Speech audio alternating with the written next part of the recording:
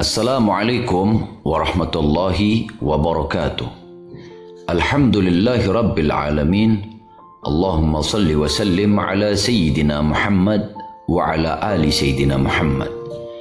Allahumma salli wa sallim ala sayyidina Muhammadin miftahi bab rahmatillah adada ma fi ilmillah salatan wa salaman daimaini bidawami mulkillah wa ala alihi wa sahbihi wa mawalah.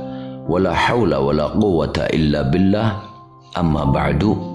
Para pendengar yang dirahmati Allah, alhamdulillah, mari kita panjatkan puja dan puji syukur kehadirat Allah subhanahu wa ta'ala yang senantiasa melimpahkan rahmatnya, hidayahnya, inayahnya kepada kita semua, sehingga Allah tetap berikan kesehatan yang sempurna kepada kita. Dan Allah selalu memberikan kenikmatan yang terbesar buat kita, yaitu nikmat iman dan Islam. Semoga nikmat iman dan Islam ini akan terus ada di diri kita, sehingga kita wafat menghadap Allah subhanahu wa ta'ala dalam keadaan husnul khatimah. Amin ya rabbal alamin. Salawat dan salam tercurah atas kekasih kita, junjungan kita, manusia suci, sebaik-baiknya makhluknya Allah, orang yang sangat dicintai oleh Allah, kekasih Allah, yaitu baginda Nabi Muhammad sallallahu alaihi wasallam, yang terus berharap, memiliki keinginan yang kuat agar kita menjadi manusia-manusia yang bahagia, selamat dunia dan akhirat. Semoga dengan kita terus-menerus bersolawat kepada Rasulullah, kelak nanti di akhirat kita memperoleh syafaat dari Rasulullah dan masuk ke dalam surga bersama kekasih kita, yaitu baginda Nabi Muhammad sallallahu alaihi wasallam. Pada kesempatan kali ini kami ingin bercerita tentang sahabat Nabi Muhammad sallallahu alaihi wasallam yang bernama Talhah bin Ubaidillah radhiyallahu ta'ala anhu. Talhah bin Ubaidillah radhiyallahu ta'ala anhu termasuk dalam 10 orang yang dijamin masuk surga oleh Rasulullah sallallahu alaihi wasallam. Pastinya banyak kemuliaan yang ada pada diri Talhah radhiyallahu ta'ala anhu. Rasulullah memberi banyak gelar pada Talhah karena kebaikan-kebaikan yang dimilikinya. Di antaranya, julukan yang diberikan kepada Talhah yaitu Talhah si baik hati, Talhah si pemurah, dan Talhah si dermawan. Memang perilaku Talhah di masa hidupnya sangat mudah di dalam membantu saudara-saudaranya, sangat dermawan, tidak segan-segan untuk mengeluarkan rizki yang dimilikinya untuk membantu saudara-saudara yang kekurangan. Sangat baik hati dan sangat dermawan. Ya, singkat kata, itulah yang dimiliki sosok Talhah bin Ubaidillah. Talhah beriman di masa-masa awal datangnya Islam.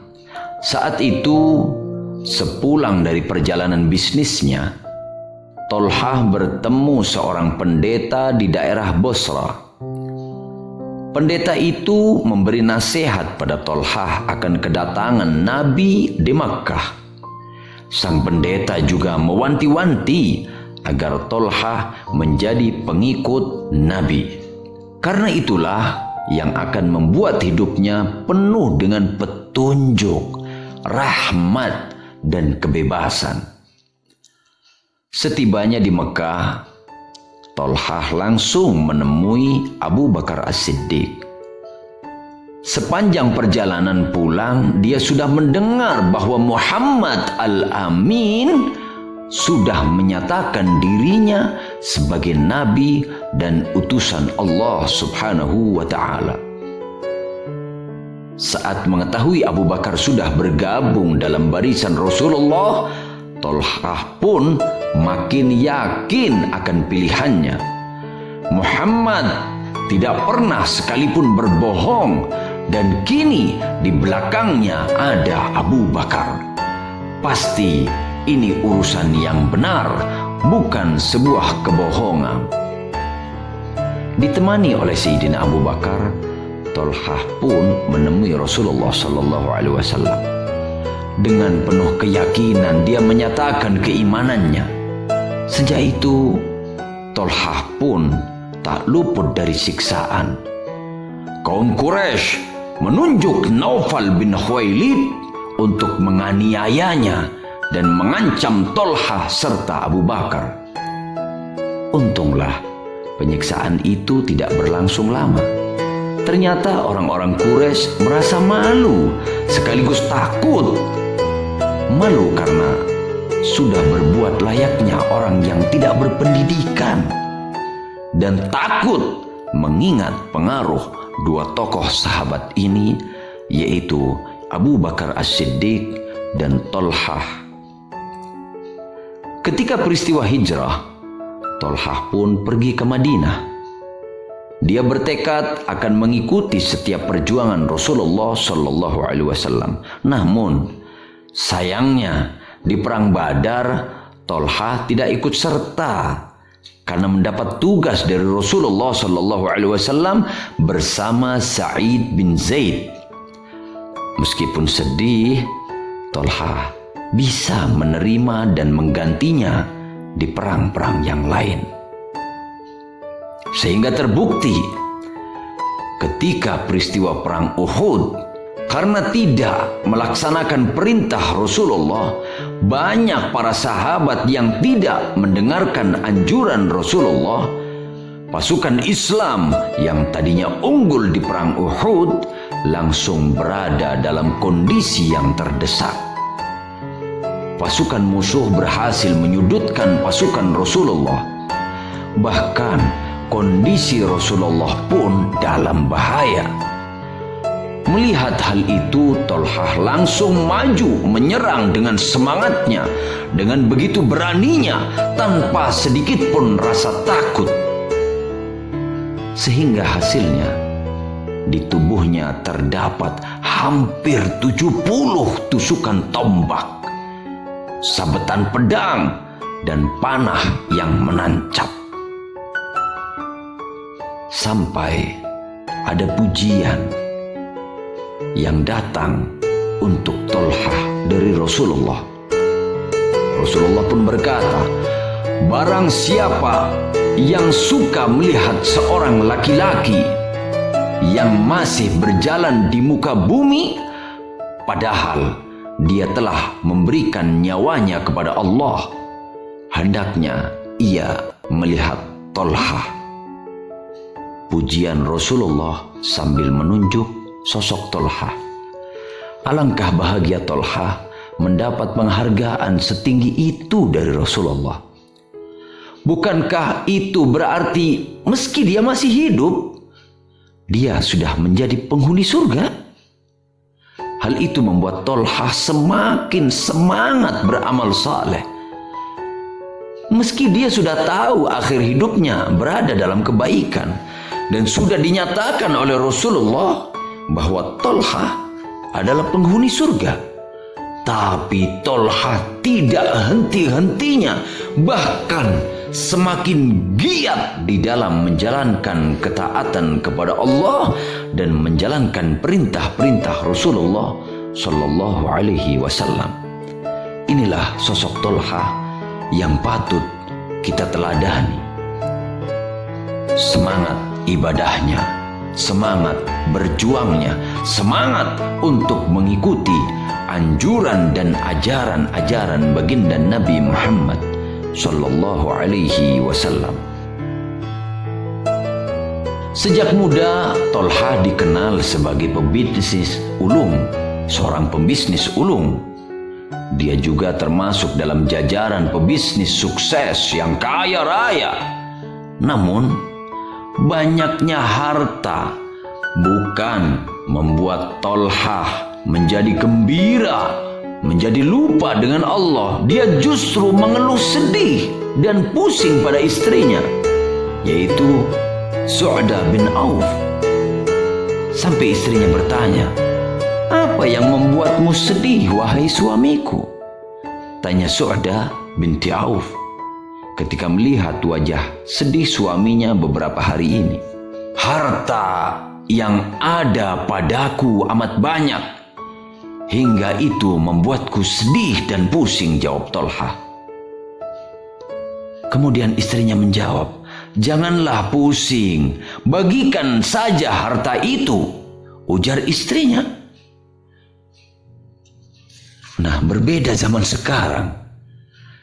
Istrinya Tolhah ketika melihat sahabat Tolhah kebingungan dengan banyaknya harta, malah justru istrinya memerintahkan kepada suaminya, "Wahai suamiku, lebih baik hartanya dibagikan kepada masyarakat."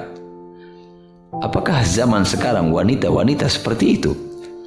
Semoga istri-istri kita, keluarga kita, orang-orang yang kita cintai, sahabat-sahabat kita memiliki akhlak seperti istrinya Tolhah bin Ubaidillah.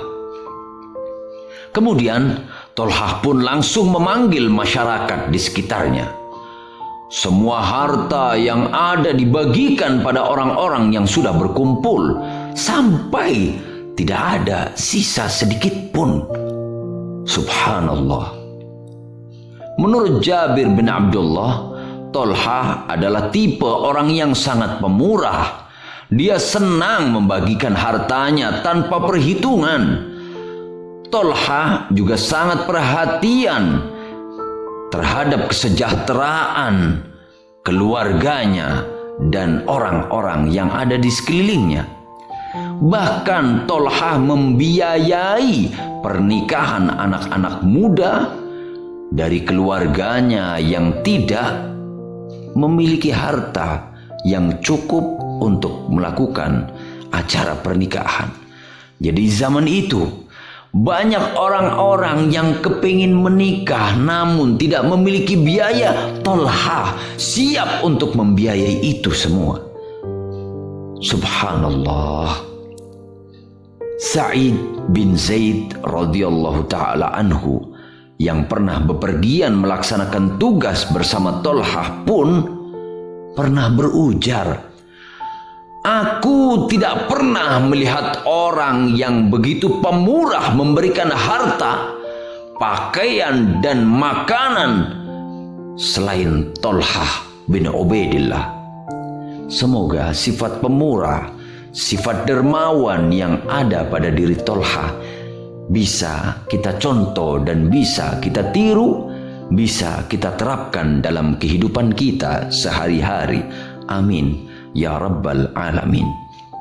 Dan semoga sifat dermawan, murah hati, suka berbagi yang dimiliki oleh Tolhah, semangat di dalam beribadah, semangat di dalam menjalankan ketaatan kepada Allah dan taat kepada Rasulnya, bisa kita teladani, bisa kita tiru, bisa kita amalkan setiap hari kita, sehingga semakin bertambah usia kita, diri kita semakin menjadi manusia yang bermanfaat. Karena dikatakan khairun nas anfa'uhum linnas, sebaik-baik manusia adalah yang paling bisa memberi manfaat buat orang lain. Maka dari itu, ayo jadikan diri kita adalah orang-orang yang bermanfaat, sehingga Allah pun akan balas perbuatan kita kelak menjadi manusia yang bahagia di dunia dan diselamatkan kelak di dalam akhiratnya, masuk ke dalam surga bersama para kekasih Allah, bersama orang-orang yang Allah cintai, dan bersama baginda Nabi Muhammad sallallahu alaihi wasallam. Amin ya Rabbal Alamin. Terima kasih, semoga akan menjadi manfaat. Wassalamualaikum warahmatullahi wabarakatuh.